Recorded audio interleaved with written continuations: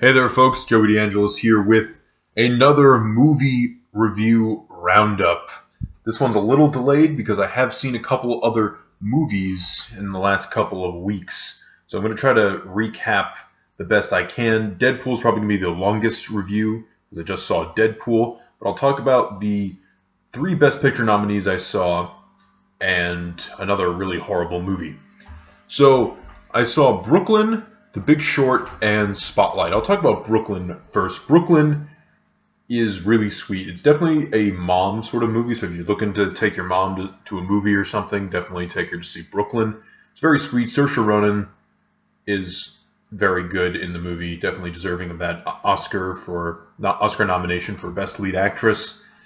It's basically, this girl from Ireland, she goes to America, she starts a new life, and then something pulls her into Ireland, pretty much. You could say problems. Well, the third act, you can kind of say, is slightly, not convoluted, but you're like, okay, come on. The reasoning for her coming back, it just kind of happens. But, I mean, that's life, I guess, so you can say it like that.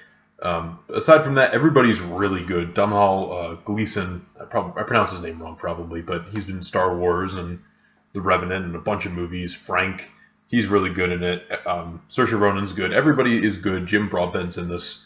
So it's a nice, sweet little movie. So I would definitely recommend it if you want something lighter. Spotlight. This is a bit different from Brooklyn. It's a very bare bones movie, and if you don't know the story, it's about the Boston Globe, and they take on the Catholic priests that are molesting children, and the way it's done is perfect because I could easily see a movie that is very, very preachy and very like, okay, here we go. This movie, like I said, is bare bones, and that's probably the brilliance of the film. The entire cast is brilliant. Michael Keaton, Rachel McAdams, Mark Ruffalo, Liev Schreiber, Stanley Tucci. Everybody is on their A game. It's just really the best ensemble of the year, in my opinion. Everybody is just doing excellent work. And even though Mad Max is my favorite of the Best Picture nominees, if Spotlight won Best Picture, I would be so okay with that. So next we have The Big Short, also another movie that deals with true life events. It deals with the crash of the housing market in the U.S. all the way back 2007 2008 time period. I know some people have said it's kind of like to refute the answer to Wolf of Wall Street in a way, and I can totally see that because people are doing like crazy party things, but that's really not what the movie is about.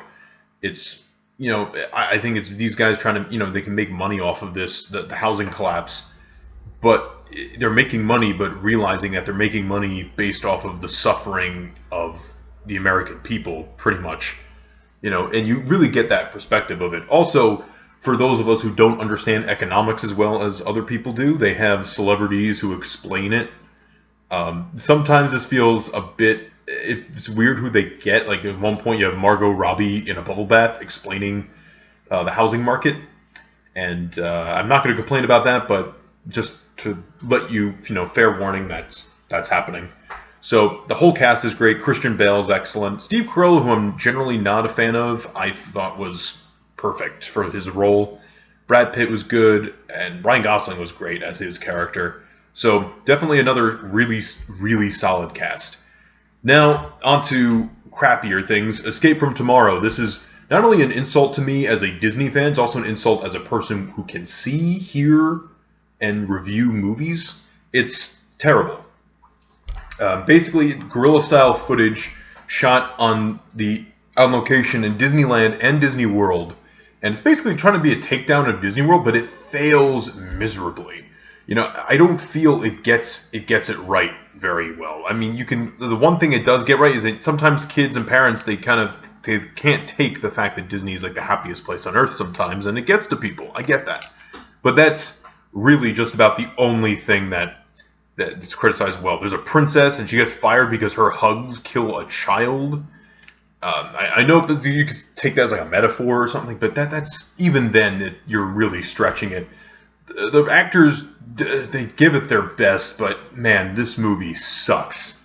Don't even, if you can watch this for free, don't even watch it. You probably have issues if you're watching this movie and enjoying it.